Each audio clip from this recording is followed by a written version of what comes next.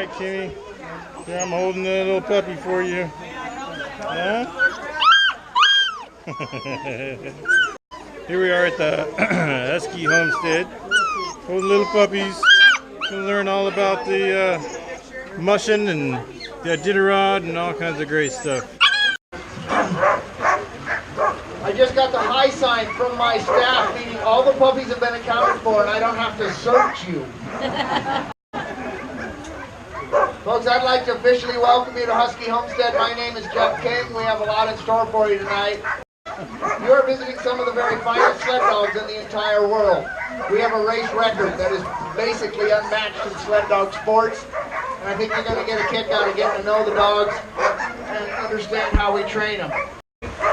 What I'm going to be explaining is what all this commotion is about right behind me. If you can't hear every word I'm saying, I'm just describing the positions on the dog team and some verbal commands that the mushers use. It will get quieter in a couple of minutes. Now, if this was just for show, we could put some wheels on the sled and do a few circles around the driveway. That would be a lot of fun. But this is a live exercise run, and we're trying to replicate the Iditarod experience for these dogs as close as we can today. And that involves maintaining a jogging pace for these dogs of 10 miles per hour for the entire distance, because that's what we expect them to do for all 1,049 miles of the Iditarod race. That ATV is what we need to use in conditions like this. Sleds are only designed to steer and brake on top of snow and ice, and we don't have those conditions today, so that's why we're using this rubber-tired all-terrain vehicle instead. It's going to give Heidi, who's driving the team, much better steering and braking control over her dogs. Now, she has 8 dogs hooked up to that machine, and that is a lot of power. Now, you can hook up as many dogs to a sled as you want, but by doing so, you're not really increasing your maximum speed. You're only making it harder and harder to stop. You're increasing your power. So, 8 dogs is a lot of power. Heidi has to be able to steer them around obstacles in the woods, as well as assist them with some uphill sections. We don't want to train our dogs to pull the weight on that ATV uphill. It is much heavier than the loaded sled would be in the race. So we're going to use the throttle to accelerate to assist the dogs in maintaining that uphill 10-mile-per-hour speed. These dogs have not been chosen for Jeff's Iditarod races because they're slow dogs, they're very fast, and they'd much rather go than they would whoa anytime. Now, front of our team, that is Coltrane tonight.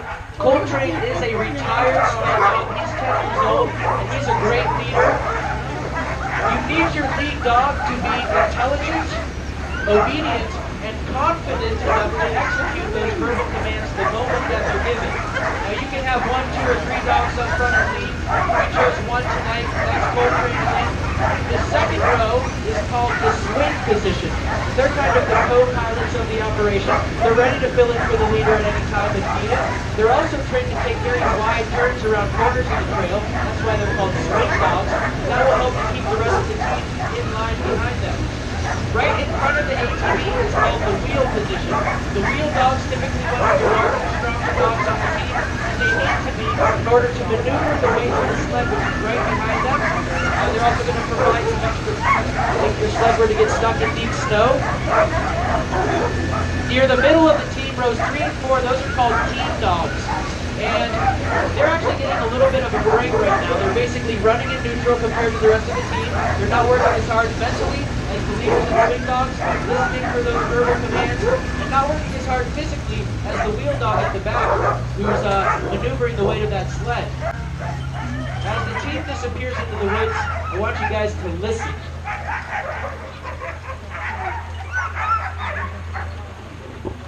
There we go. Relative peace and quiet has returned to Husky Homestead, just like magic. Here's a little sled dog philosophy for you. Out of sight, out of mind. How many of you pack long underwear in your luggage for your vacation to Alaska? Raise your hand. Be honest. Be proud, ma'am. Those of you who didn't bring any long underwear are liable to be needing to buy some at the gift shop. Only different. Exactly the same as your body is trying to adjust to the outside temperature. I think we're going to have fun tonight. You look like a highly intellectual group. Well, most of you. Let me give you a quiz about There's one of us in the photograph who's evolved in northern climates for thousands of years and has adapted to the environment. The other one was born and raised in California. I knew you'd get it. Folks, I was born and raised in California. Please don't hold it against me. I got out there as quick as could. I grew up just north of San Francisco in Marin County. As a small boy, I lived 1 block away from a world-famous dog training facility called Guide Dogs for the Blind, where they train seeing eye dogs. That's where my fascination with training dogs began. Then my parents moved into the hills of Sonoma County. Middle school and high school years lived in Northern California, Sonoma County. Turned out to be right next door to where Jack London lived when he was alive. Jack London State Park is there. I became a huge fan of Jack London's and I read the best book he ever wrote, Alaska, the Yukon and the Gold Rush. I could not wait to come to Alaska to visit some of the places I've read about in his books. I first came to Alaska in 1975. I was 19 years old. I've been here ever since. Still trying to make enough money to go home.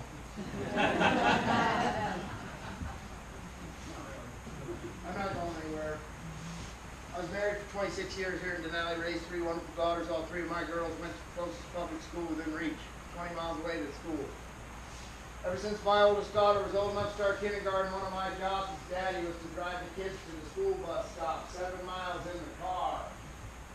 Then to get out of the car, onto the bus, ride the bus for 13 miles to the school. K through 12 school, typical enrollment's around 200.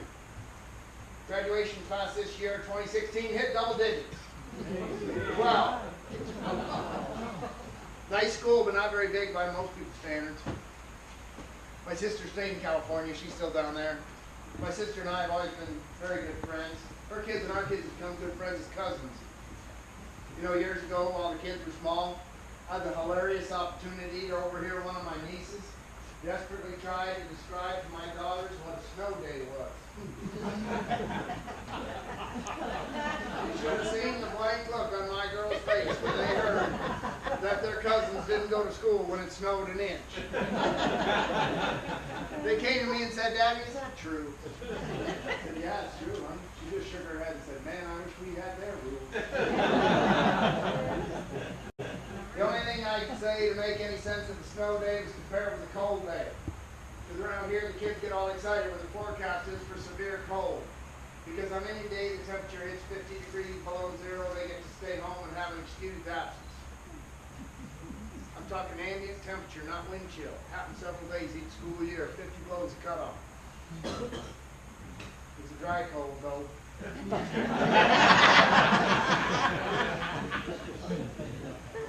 Speaking of cold, if you were to take a peek into my freezer, or into the freezer of about any home in Alaska, you'd be as likely to find moose and caribou meat as you would be to find beef in the freezer if somebody lives in Nebraska or Kansas.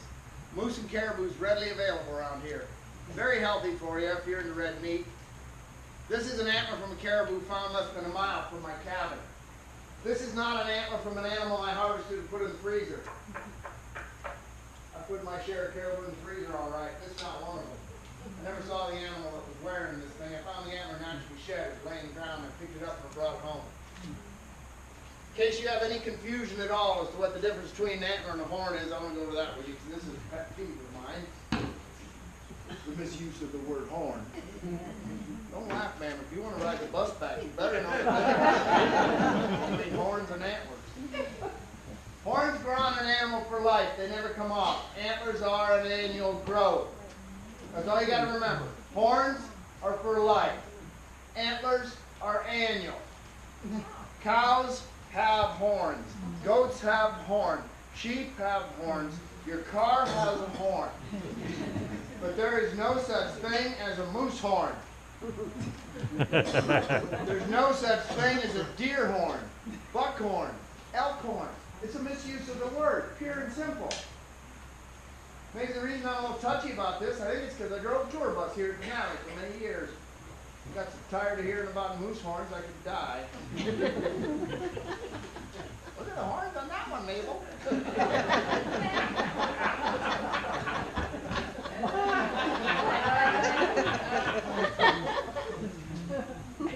Moose do not have horns, Mabel. They got antlers. Every single year, antlers fall off. as predictable as a maple falls off of a maple tree every single year. Antlers fall off every single year. There's no exceptions. I don't care how big it is. If it's an antler, it's 1 year's growth. It's going to fall off, grow again next year. Now you do realize, don't you, that my example this evening is only 1/2 of 1 year's growth. Because they got 2 of these things. It's not a unicorn, man. It's caribou. They got 2 of these things. I did not find the other one. They don't fall off simultaneously. They are not connected to one another. They are just both independently grown out of the same head. Typically one falls off. It's usually 1 to 2 weeks they walk around their head a little bit tilted. Waiting for the other one to fall off. This one weighs 18 pounds. The other one would have weighed 18 pounds. That's 36 pounds of bone grown out of the top of this animal's head in 9 months. That's how long it takes to reach its full height, about 9 months. And when it does reach its full height, when it gets as big as it's going to get, then those big boys get all puffed up, start strutting their stuff. Trying to impress the girls with how big it got. Then it falls off.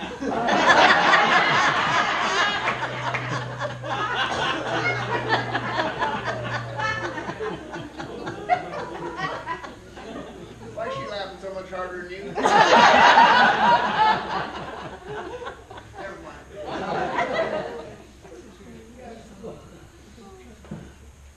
Folks, I do that in the antler joke every day.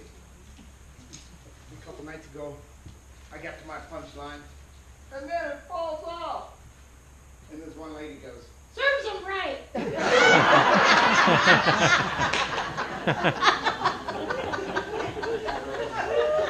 I completely lost it. I almost couldn't get back on track. Oh my goodness, I think therapy was needed. But I will move on to something I know way more about than antlers and therapy. That's the dogs. I've been in the Iditarod sled race 26 times. I'm signed up for number 27. I've also been in the Yukon Quest. There's another 1,000-mile sled dog race called the Yukon Quest. The Yukon Quest sled dog race goes from Fairbanks, Alaska, on this red line over here to Whitehorse in Yukon Territory. I've been in over 100 sled dog races in the last 40 years. And I have traveled over 150,000 miles on the back of a dog sled. Some of the best moments of my life, some of the worst, occurred while riding the back of a dog sled. But I bet you didn't know you can go to a sled dog race in some very unlikely places around the world. If you know where and when to show up, you can find a sled dog race in Argentina, Chile, Australia, New Zealand, Finland, Norway, France, Germany, Russia, South Korea, South Africa, Scotland. Arizona's got a sled dog race. Flagstaff. Sled dog racing in the Sierras, California. This is not unique to Alaska, any more than country music is unique to Nashville. But if you're into country music, you're not going to South Africa, you're coming to Nashville. And if you're into dog mushing, you're coming to Alaska.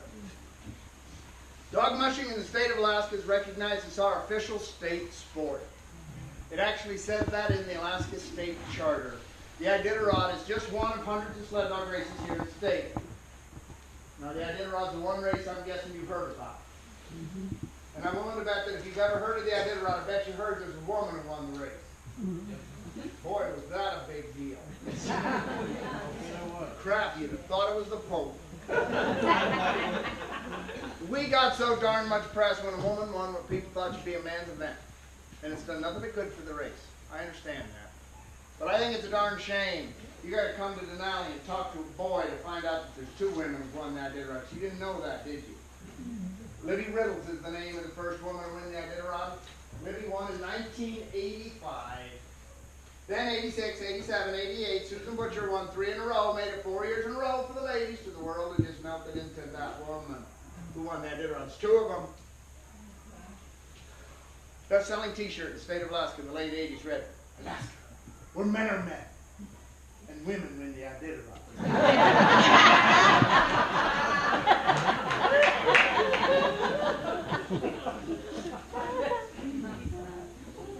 About 10% of the participants in the Iditarod race historically and statistically have been women. 10%. There's another woman, a very good friend of mine. Her name is Dee Dee John Rowe. She's been in the Iditarod amazing 32 years in a row. She's been second place twice. She survived breast cancer and major surgery. Last summer her house burned down, she still didn't miss a race. Ali Zirkel's been in the race the last 10 years. She's been second place 3 of the last 5 years. My oldest daughter, Callie, completed the Iditarod when she was 18, making her one of the youngest people, male or female, to ever complete the entire event. This is an event where men and women race on a level playing field. Any disparity between men and women as athletes is of absolutely no consequence. But we have our fun with the verbal sparring and the battle of the sexes. The fact is, the dogs are the athletes, not us. If this was an athletic event about the mushers, there'd be men's and women's divisions, like there is in other athletic events. If this was an athletic event for the mushers, I'd be in the seniors division. It's not funny, man. It's hilarious. I'm 60 years old. I'm clearly not in the prime of my athletic life. But if you follow mushing, you know I'm in the prime of my mushing life. The point I'm trying to make is I don't need to be a world-class athlete to be a world-class dog musher. We're animal trainers first and foremost. Animal psychologists. We need veterinarian skills, woodsmanship skills, weather prediction skills. We need to be able to stay awake for 10 days in a row, play chess the whole time. It's exhausting, physical, demanding. It's certainly not easy, but it's not particularly athletic. Oh, I'm pretty fit for 60, all right? It pays to be fit. But the dogs are the athletes here, not me. Now, the Iditarod race begins on the first Saturday of each March in downtown Anchorage. Anchorage is that way. 1,100 miles up that way is Nome, Alaska. The first one to Nome is winter. Technically, the Iditarod's a non-stop race. I say technically because I can assure you that if you ever run the Iditarod, you're going to want to stop along the way a few times. The deal is the clock that times us does not stop. From the moment we leave Anchorage to the moment we arrive in Nome, every second counts the same, whether we're moving or not. There'll be more about that in a minute. Let me back up. Before the race begins, those of us in the race pack up all the food and gear we could possibly need in a bag like this, and we ship it out to 22 different locations along the route that we'll be traveling. Let's get this part straight. The route that we'll be traveling is the Iditarod Trail. It's represented on that map as the orange line that goes from Anchorage to West over to Nome. That trail's been there over 100 years. We've only been racing on that trail for 45 years. The trail we're racing on is not there because we're having a race. We're having a race because there's a trail out there. And the checkpoints along that trail, places like Kaltag, Alaska, in most cases these are villages inhabited by people year-round. The people who live out there don't live there because we're having this silly race. They live there because it's their home. Good hunting, good fishing, family heritage, gold mining. And if you live in Kaltag, Alaska, you want to go to Ruby, Alaska to watch your daughter play basketball, you get on a snowmobile, you get on the Iditarod Trail, and you drive over there. That's how you get there. That's how the basketball team gets there. All 4 of them.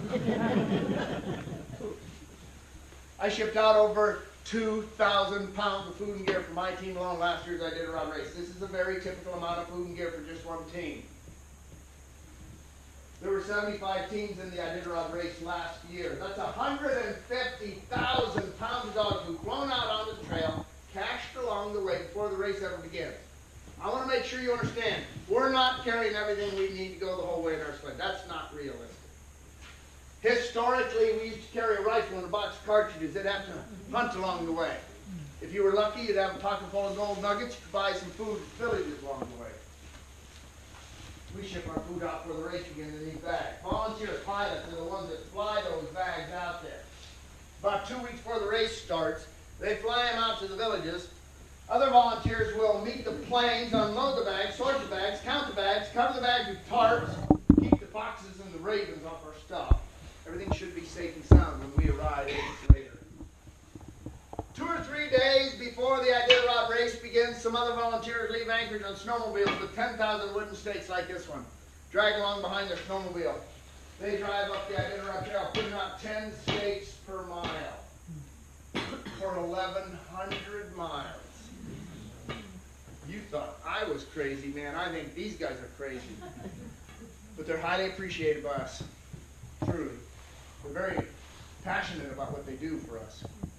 main point I'm trying to make here is we're not navigating our way across state during this race. We follow a trail that gets laid out and marked in advance of our departure. When you want to run the Iditarod the very first time, you have a very good chance of finding your way in the first try. Navigation would be the least of your problems. Well, there will be days it snows and blows and blizzards, all right. There's some days these markers are harder to find than others. But generally speaking, navigation's not our biggest challenge. Some other volunteers we're very proud of that help put on the race each year. 35 race veterinarians come from all over the world to volunteer their expertise. The race rules require that every dog in this race, before the race even begins, each dog must first have a complete physical exam, a complete orthopedic exam, a complete blood chemistry exam, and an EKG. Have you ever given your dog an EKG? It's not easy. Just lay on your side, Rover, and be real still. Yeah, is right. My dogs are not known for being real still. It takes all day to get my team through an EKG program. I'm not joking. 1,100 dogs had EKGs before last year's Iditarod even started. 1,100. I've been in the race 26 years and never bothered to take my temperature. But every single dog in the race is going to have this whole battery of exams before the race begins. Once they pass their exams, they get a microchip. It's implanted underneath the skin and back of their neck, the size of a grain of rice. If you went out here this evening and ran an electronic scanner over the neck of one of my dogs, it will beep out a number that is unique to that dog and that dog alone. There's no chance that my dog will be mixed up with your dog during the race. There is no chance anybody could accuse me of having a different dog at the finish line than I had at the starting line. It's a positive ID for the dogs. With them for the rest of their life. This sled's been in the Iditarod a couple times. Now, I promise I won't bore you with the details of how the sleds might differ, but this is the real thing. Now, I'm going to take a minute to brag about the fact that I'm the one who redesigned the dog sled about 10 years ago. I redesigned the sled to carry the musher's weight closer to the center of the ski, with cargo behind as well as in front. Traditionally, the musher always stood in the very back, with all the cargo out here in the front. This design change has dramatically improved weight distribution, steering, handling, balance. Also provides the musher a place to sit down as you go up the trail. Damn good idea. Sleds weigh about 50 pounds when they're empty. When the sled's loaded up with the things you want to carry in it, it's going to weigh about 150 pounds. Because there's about 100 pounds of stuff you don't want to send ahead in the bag. You want it on board as you go up the trail. Stuff like an axe, snowshoes, repair kit, first aid kit, sleeping bag, fire starter, dry clothes, stuff like that. And I'm always going to have this device here. I can turn ice and snow into boiling water with this contraption using methanol as fuel. It's a liquid fuel in this pot. Ice and snow in this pot. I can produce hot water with this thing in a matter of minutes. And I'm always going to have 30 or 40 pounds of dog food on the sled. The single biggest, single heaviest thing I carry in my dog sled will be dog food in this lunch pail. And this 40 pounds of dog food sounds like a lot, but it means about as much to my dog team as that silly box lunch you're going to get on the wildlife tour tomorrow is going to mean to you.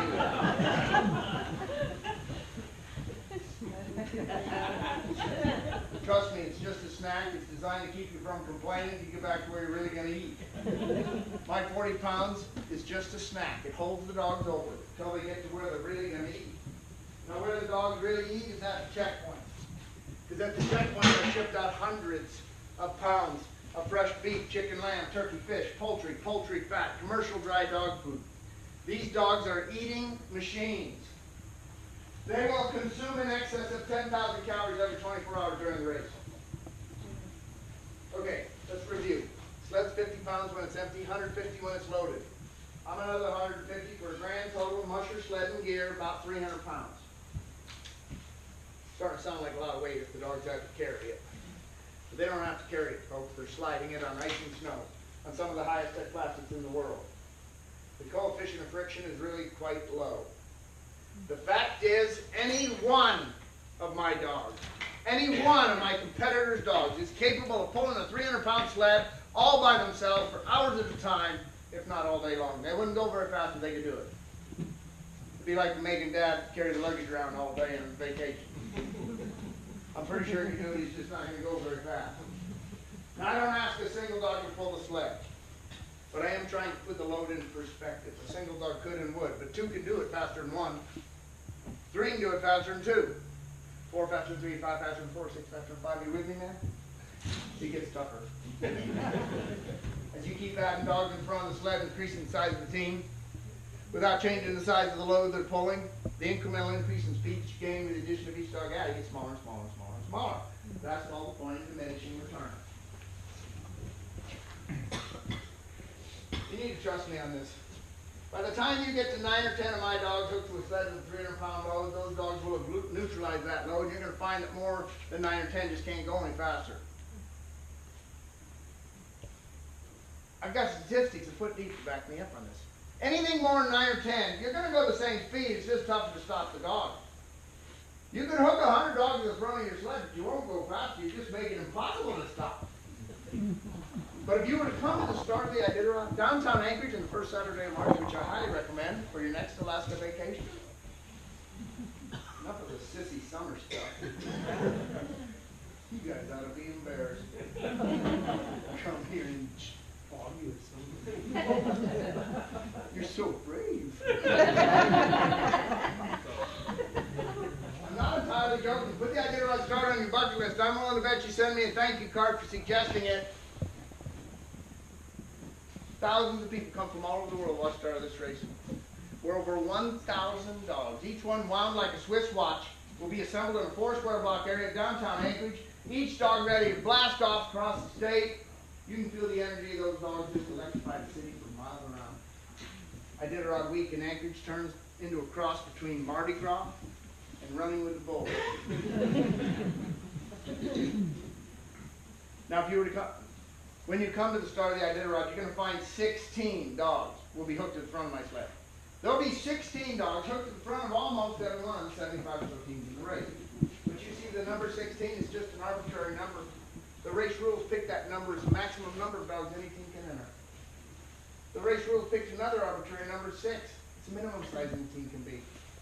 Here's the important part, though. The race rules say that no dog who does not start the race on the very first day, the very first mile, can participate at all. There'll be no substitutions. Unlike a soccer game or a basketball game, you got half your team sits on the sidelines, wait for a chance to come in case somebody sprains their ankle. We have no bench to draw from. Oh wait, we kind of do. Because if you got more than 9 or 10 dogs hooked to a 300-pound sled, you bring in the bench with you. It's the only reason you do such a thing.